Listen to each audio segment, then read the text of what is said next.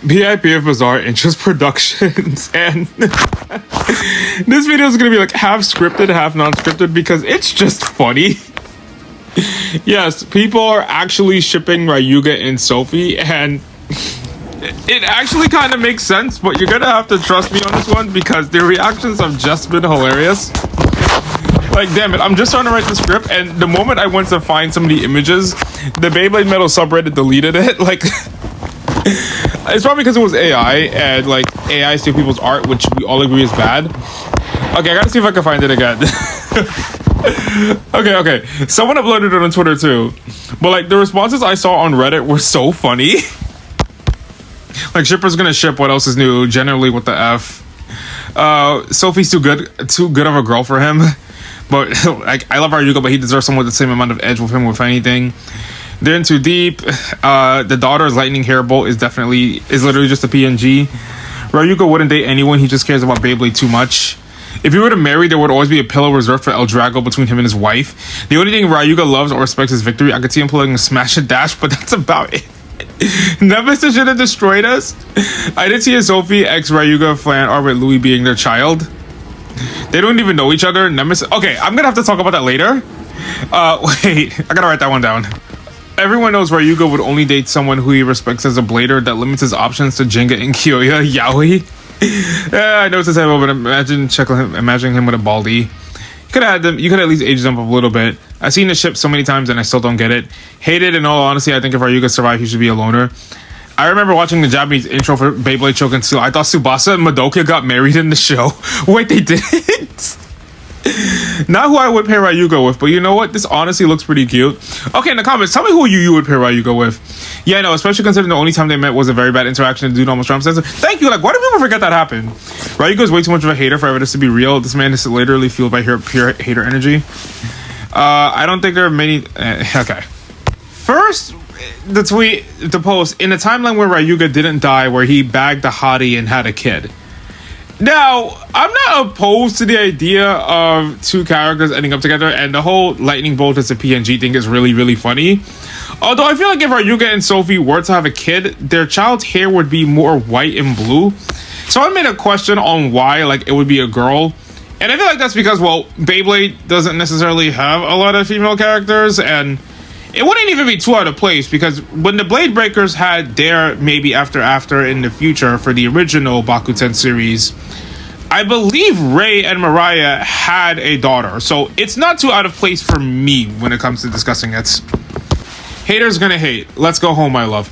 Okay, I know Pokemon did this, but I wouldn't mind there actually being a subplot in Beyblade that ended up with like two characters ending up getting married. At least from like, if it was like two adults' perspective. Like, it's happened a few times in Japanese media. For my Kamen Rider fans, I know I haven't seen the Graduation's Gotchard special movie yet, but their teacher and mentor got hitched, so it's not impossible. That being said, do people like ship Sophie and Wales? Because I know I joke about them feeling like they share a simple brain cell, but I feel like they're way too platonic in order to consider themselves romantic partners, but that's just me. Okay, next one. Date with the strongest blader in the world. Okay, you know what I actually wish someone drew because it's actually kind of cute? Like, if this was an AI, I would actually kind of find this adorable. I know people are going to say, but what about you? But let's be honest, the only person that's ever shared any downtime or relaxing moments with Ryuga was Kenta. I know not every hobby and sports anime does this, but sometimes there are some episodes where you just have like the really straight-laced and super serious character getting involved in some of the funny and goofy hijinks, and I feel like that would be really fun if we had a few in Beyblade. Like, I'm thinking about the episode where Free and Joshua met, and Free was just running around with Joshua trying to catch up to him, and Free thinking Joshua actually held back when they battled and becoming the closest thing Free understood to having a friend. Well, until the World League Finals, anyway. Okay, next one. Sophie, you said you were gonna dress up like a clown on Halloween, and to which Ryuga responds, LOL, I did. Okay, I'm not gonna lie, I actually did laugh at this. Like, if you want to insult Jenga, this is the ideal way to do it. And I really wish that this wasn't AI, because I feel like someone would have had in their brain Ryuga trying to yell Blader Spirit very passionately. Although I don't ever think he called Jenga a clown. If I'm correct, didn't he only say that line to Jack? Okay, yeah, I found his transcript because someone on Twitter, someone on Tumblr wrote down everything Ryuga said. He was like, "Don't kid yourself. Who would turn their back on a clown like you? Hey, clown boy, careful. You don't even want to look more ridiculous, do you?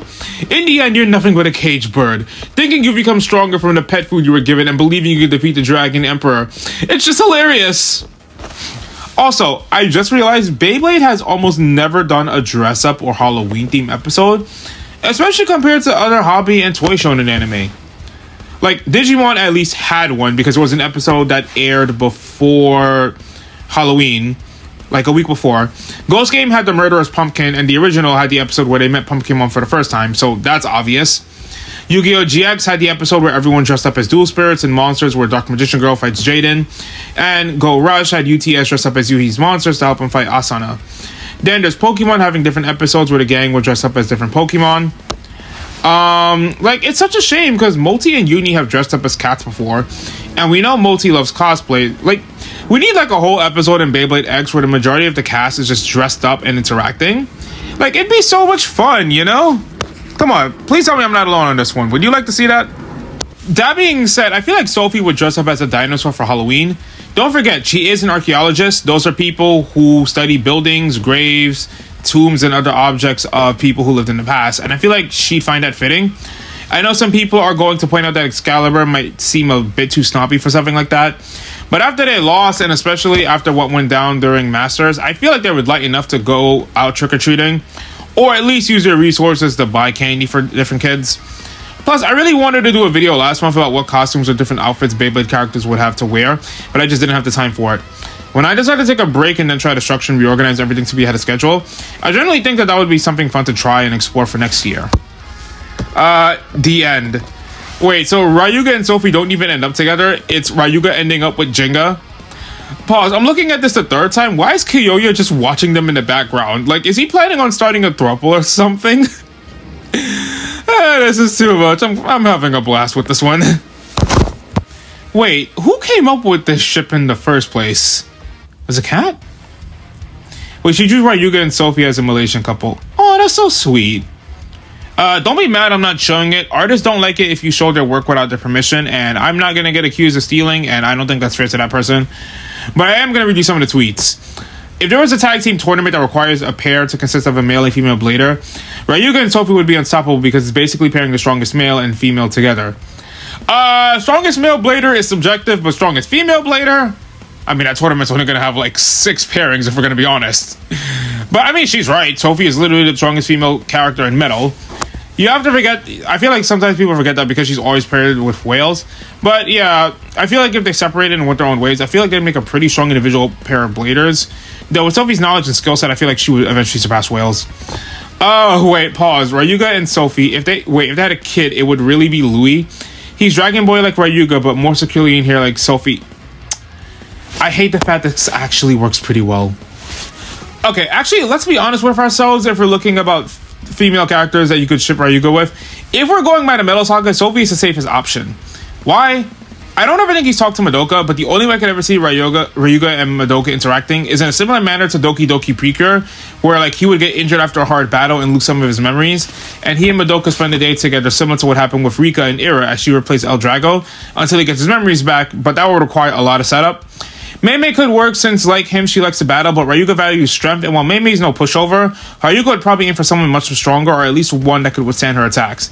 It's not that bad of a ship, though. Lyra has the spunk and the personality to match Ryuga's arrogance, but doesn't do enough blading, and I'm a little bit worried spending time with him would end up with her becoming like Hikaru for a little while.